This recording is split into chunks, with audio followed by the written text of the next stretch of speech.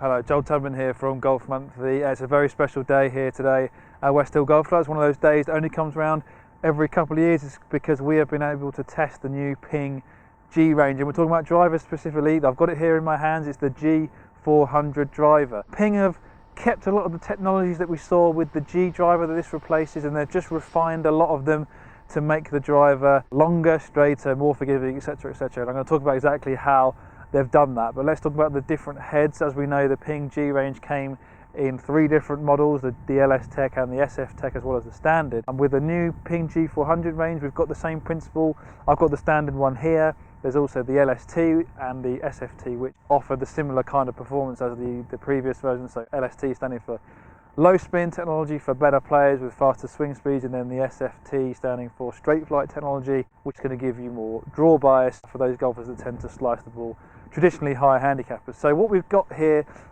first thing to talk about is the Dragonfly technology on the crown. Ping have made a lot of these changes to improve the sound and feel of the driver. That was one thing they really wanted to focus on with this club. And with the Dragonfly technology, they've been able to extend that even further from the crown into the sole as well. You can see these sections here either side of this channel in the middle, and that saves weight, Ping say, and it also improves the sound and feel of this driver. Ping say that you're going to get a duller, more powerful thud impact compared to the G driver, which was for some people a little bit too loud, a little bit tinny. Ping say this is going to be improved with this driver.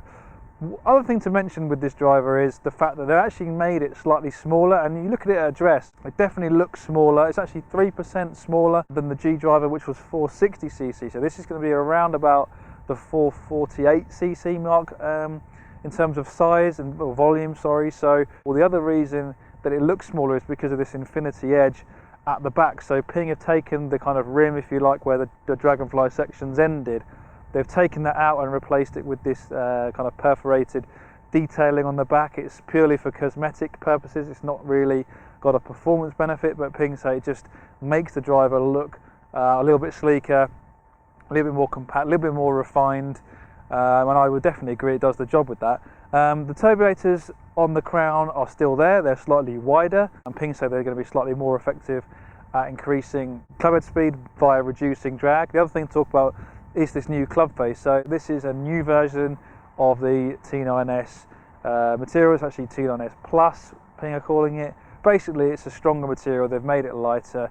It's enabled the face to be thinner in certain areas, going to give you more forgiveness and ball speed across the face. Also improves the sound and feel as well. You can probably see it on the bottom of this driver. We've got some tungsten weighting here. It's the first time Ping have used tungsten for a while. I think it was the i25 model was the last time they used tungsten weighting in this driver. Obviously that Ping have been able to use that to move the weight further back in the head. This is the deepest centre of gravity Ping has ever created in a driver, and that's helped by the fact that it's the lightest crown they've ever used as well, but also because of the tungsten weighting. You see you've got this copper coloured weight in the back. This actually changes depending on the model or driver that you've got. I believe it's heaviest in this model, the standard Ping G400 driver, and gets lighter into the different models, but it's around about 7 grams, I think. Again, that's just moving the weight back, making the driver launch higher and more forgiving. With the LS Tech version, that tungsten weight moves in front of this other weight here, and in the SF Tech it moves more towards the heel. So Ping have really played around with the weighting of this driver to make it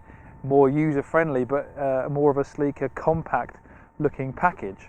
You've got the adjustability on the hosel as well, up or down by 1 degree. So a couple of other things to talk about as well with this driver. First of all is the shaft. Now I've got the Tour shaft, which has a silver kind of PVD finish on it, but the stock offering has colour shift paint technology on it, which is a fascinating technology to view when you see what happens with it. So basically it comes in the copper colour, but when you view it from most angles it looks like that copper colour. If you see it on the shelf it will look like that, but then when you put it down at address, so when you lower it like this, actually changes the way the light reflects on it, actually changes to black. So that's designed to minimize distraction when you're over the ball, but also to catch your eye on the shelf in the pro shop. So interesting from Ping. The other thing to talk about is the grip, the stock grip.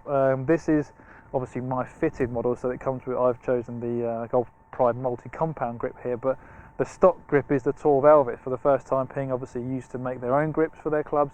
Now they've gone to the Golf Pride Tour Velvet. So I've talked about the technology, lots going on with this driver. I've had a really thorough hit with it today at West Hill Golf Club. Let's dive into the numbers to see exactly what we've got and how it compared with the previous G driver.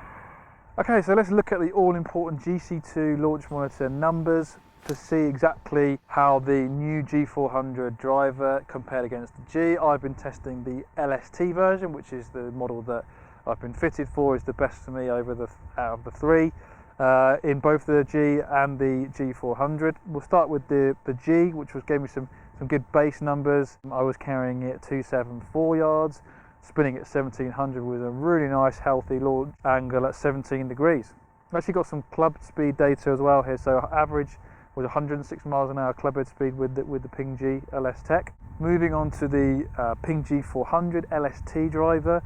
Interestingly, club head speed stayed the same at 106 miles an hour, but what I would say is that it definitely felt lighter and faster than the Ping G. I'm not sure why that was. Obviously it's a slightly smaller head, so in theory should feel a little bit quicker. It just felt a little bit smoother through the air, lighter and quicker and easier to swing. Although I didn't actually swing it any faster, you'll notice that distance did go up very slightly to 276 yard carry, so just 2 yards more. Exactly the same ball flight in terms of the peak height at 38 yards and exactly the same launch angle. So while the performance numbers were very similar, definitely preferred the feel and sound of this driver through the air, but also at impact that sound is definitely quieter. It's just a more refined, more what I would expect from a premium driver. If you want to call this a premium driver, obviously there are more expensive drivers out there on the market, but this one for me felt and sounded a lot better, a lot more from what I would want from a driver. But the numbers, marginal improvements, you know, with driver launches from cycle to cycle, we're only seeing very marginal improvements, and that's across the board from multiple brands. We've seen 1 or 2 yard gains, maybe 2 or 3 yard gains, and that's exactly the same case for me with the Ping G400. Spin was very similar, actually spun a little bit less, which I like, although it wasn't launching any higher. It should give me a little bit more run out when the ball hits the fairway. So to summarise, I definitely prefer the more compact look of the new G400. It's definitely improvement in the overall cosmetics at address. Well, some golfers might prefer a larger looking driver. You know, you've got your M1460, your Callaway Epic driver, which would look probably more confidence inspiring behind the ball, but there's definitely a lot of help on off-centre hits with this driver. That Ping have managed to make this even more forgiving. They say the MOI is high even though it's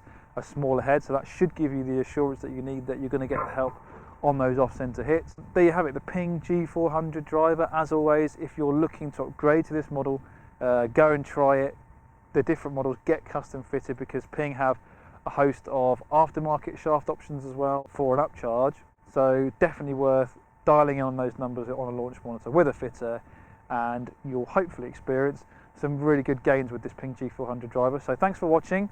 Make sure you check out my colleague Neil Tappan's video. He's done a really good piece on comparing the G400 with the G and the G30. So 3 generations of Ping drivers going up against each other in a head-to-head battle. So make sure you watch that. Make sure you watch my other video on the forgiveness of this Ping G400 driver, and also the other clubs in the G400 range. We've got all reviews on all of the clubs within the new line, so make sure you check those out as well. But for now, from West Hill, it's goodbye.